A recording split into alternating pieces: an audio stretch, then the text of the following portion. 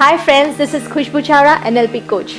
Have you ever felt that in spite of giving all the efforts, in spite of doing your best, you are not able to reach your goal, you are not able to do what you want? The reason is your bad habit. In spite of having all the good habits that you should have, your bad habits are holding you back. They are consuming your efforts of all your good habits. They are dragging you down. Your bad habits acts like the weights that you put on your shoulders while running. It pulls you down, and at the end you feel frustrated and sorrowful.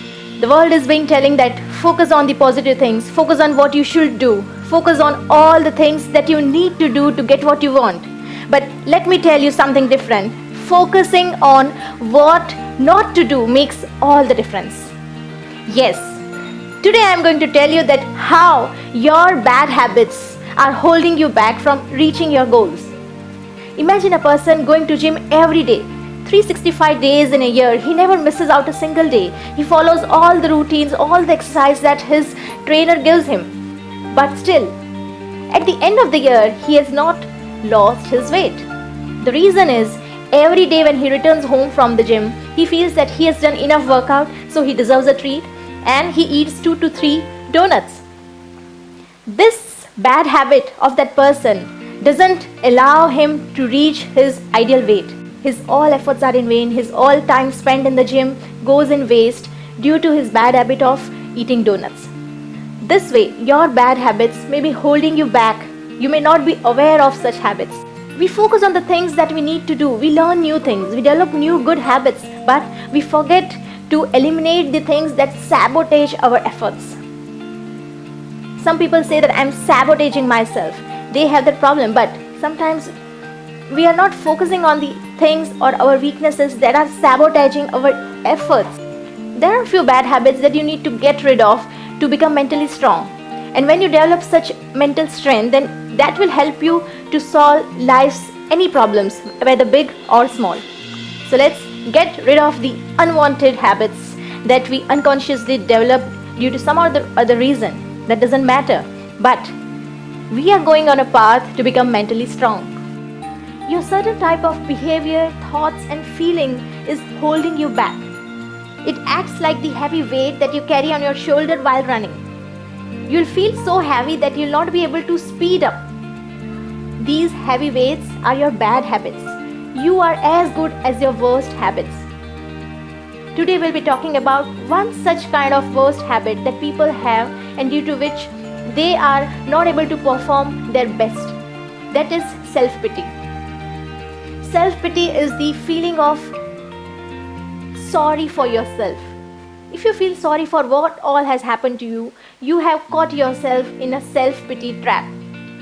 When you feel self-pity, actually what you are feeling is that there is nothing good that's happened in your life, or your problems are worse than anyone else's problem. Self-pity is the most destructive and addictive, and it gives you momentary pleasure, but it reduces your power.